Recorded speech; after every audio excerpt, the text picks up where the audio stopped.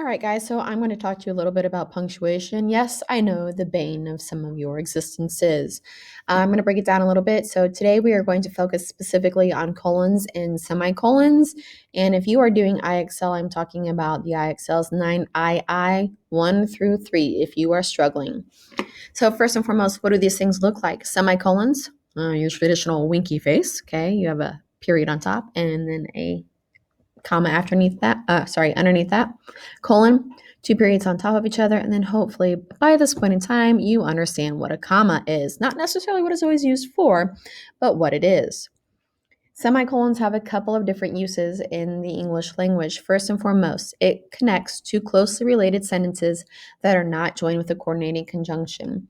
So, a semicolon brings two complete sentences together and the semicolon comes between those two sentences if you want to combine them into one, rather than having a period and a capital letter making it two separate sentences or a comma in a coordinating conjunction. You can use a semicolon if you're feeling a little bit lazy, okay? And remember, a coordinating conjunction, that acronym, fanboys, for, and, nor, but, or, yet, so. So if you don't want to use a comma and a fanboy, use a semicolon. It can also connect two sentences that are joined with a conjunctive adverb, okay? Conjunctive adverbs oftentimes give you time, consequently, however, therefore, okay? So for this, Wyatt was heartily shy, semicolon. Nevertheless, comma, he was reserved around new people. So it acts as a transition here, a transition in the middle of a sentence, which we typically reserve for the beginning of a sentence. Okay? To separate items in a series when using commas would be unclear.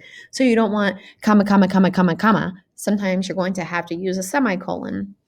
For example, our speakers will be Kevin O'Malley, an English professor. You have a semicolon here because you don't have Kevin O'Malley and an English professor. Kevin O'Malley is the English professor. This semicolon helps separate that. Same thing here. Rachel Stein, comma, a print journalist. So Rachel Stein is a print journalist. The semicolon just lets you know that there's two parts to this person, and that's where it separates the two separate people rather than the person and the adjective, okay?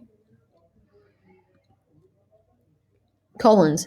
For you, the only purpose right now is that you're getting ready to make a list, okay? It's the introduction of a list after a complete sentence. So that's the key. It has to be a complete sentence first, and then the semicolon, and then you begin to list. My parents have visited much of Western Europe. You could have a period there, but you want to take it a step further, put in that colon, and then begin to list all the parts of Western Europe that they have gone to.